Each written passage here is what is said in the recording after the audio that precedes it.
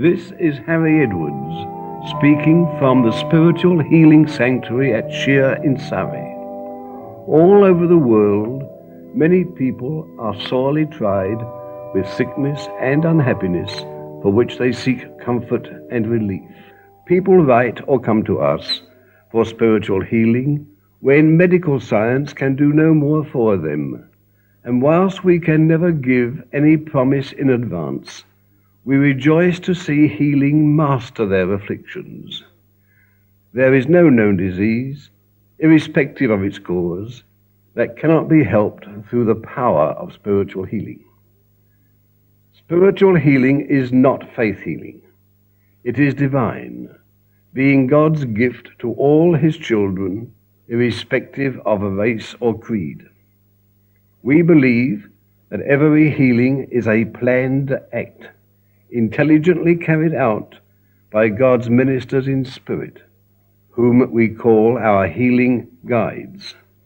It is because they have acquired greater wisdom that they are able to overcome the causes of disease and to remove the symptoms. The means by which this takes place is through those of us who possess the gift of healing. We ourselves do not heal. The healing comes through us to the patient.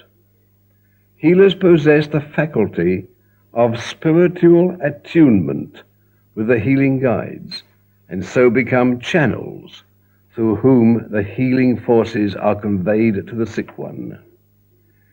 It is through this attunement the healer makes known to the healing guides the needs of the sick, and by the same means is enabled to receive intuitively diagnosis and counsel for the patient's welfare.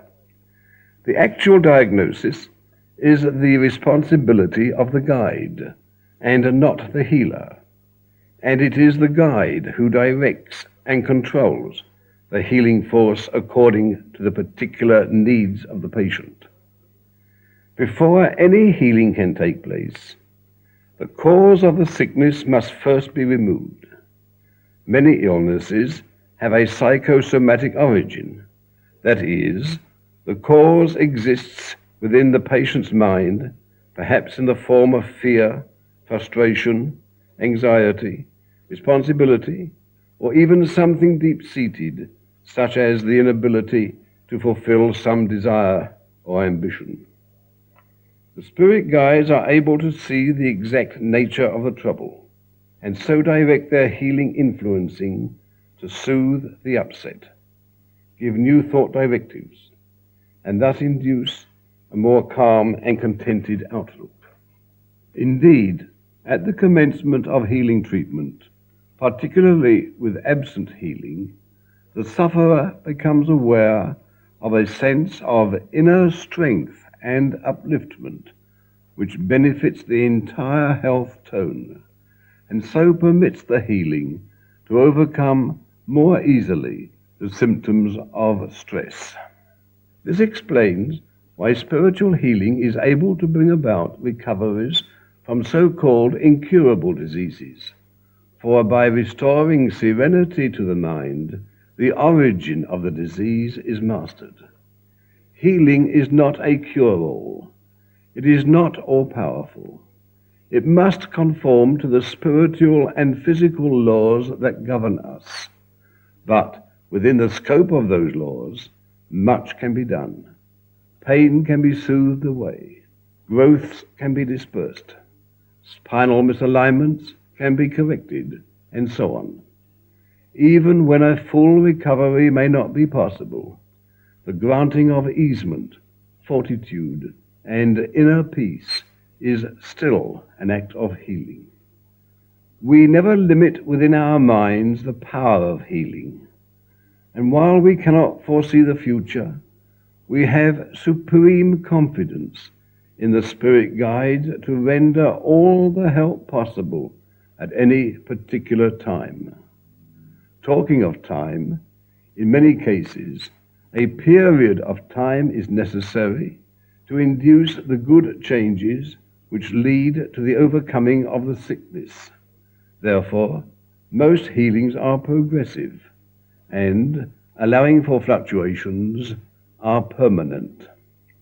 We are always optimistic, and while it is not our wish to raise hopes unduly in grave illnesses, we look for healing to take place. Spiritual healers pay high tribute to the medical profession and seek to cooperate with it.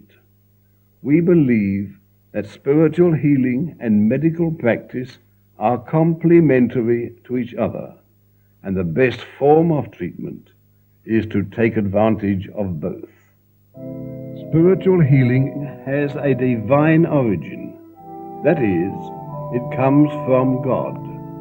Thus, we shall be helping ourselves to receive it if we live rightly and think rightly. Inner happiness and joy of living are priceless blessings, and we can cultivate these by following the laws that govern our well-being. Nervous distress and depression, inferiority complexes, and negative fears will yield to the good healing influences directed from Spirit if one, at first, simply looks for happiness in the smallest things of life, and from this the greater good will follow. Depressions are largely a matter of outlook, and if one consciously looks for a happy change to come, then it will. There will come a smile for one's self, with a song in the heart, and this will be reflected in the countenance and general demeanor. When retiring, one should look for refreshing sleep, restoring energies and lasting until the morning. On waking, look for a happier day and think of the pleasures it holds for you. There will come a sensing of inner upliftment and new strength, with the knowledge that whatever need there will arise, you will be given guidance and help to deal with it. In your waking moments, breathe in slowly, yet fully, consciously absorbing into yourself more oxygen, vitality, strength, and healing power. You will feel all the better for it, and feel more like being on top of the world. This is the finest way of cooperating with a spiritual healing purpose, to promote a better health tone, to nourish the bloodstream, and help the heart action, thus assisting the healing purpose in its task of overcoming affliction. Because there must always be a state of harmony between that which is transmitted and that which is received, we are thus able to receive healing from a spiritual source, simply because we are partly spiritual beings in this, our present life. Thus, we can bring ourselves closer to that spiritual source who is God, the Father of us all, by cultivating a high spiritual code of life, by not doing any hurtful thing to anyone, and to serve both God and our fellows by right living, to help those who are in need, and respecting the animal kingdom as part of God's creation. Because we can receive spiritual healing, it shows that we are akin to spirit and therefore with God. It proves our immortality, and that a spiritual heritage lies before us all in a new life when this earthly one has ended. Spiritual healing is part of the divine plan for the progression of all souls, and I hope everyone who hears my voice will work for this plan by spreading knowledge of the truths that underlie spiritual healing. Let us therefore unite in the following prayerful thoughts, and so help to lay the foundations for the days ahead. May I be thankful for all the blessings I already have. Grant me relief from pain and sickness. Protect me from all ills, and grant me good health in the days to come. Remove all causes of imperfection, and bring thy healing ministers close to me, that I may be conscious of their presence, and so receive guidance and inspiration. Grant me courage and fortitude to overcome all adversity. Let me be conscious of thy strength in all times of need. Grant me confidence to overcome my fears and not to anticipate harm.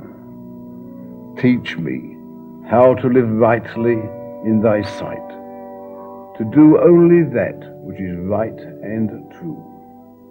I pray that good guidance and right influencing will inspire all thy peoples to be as brothers, one to the other, and that peace shall endure for all time. Amen. This is Harry Edwards saying, God bless you, my friends, and may all healing blessings be with you.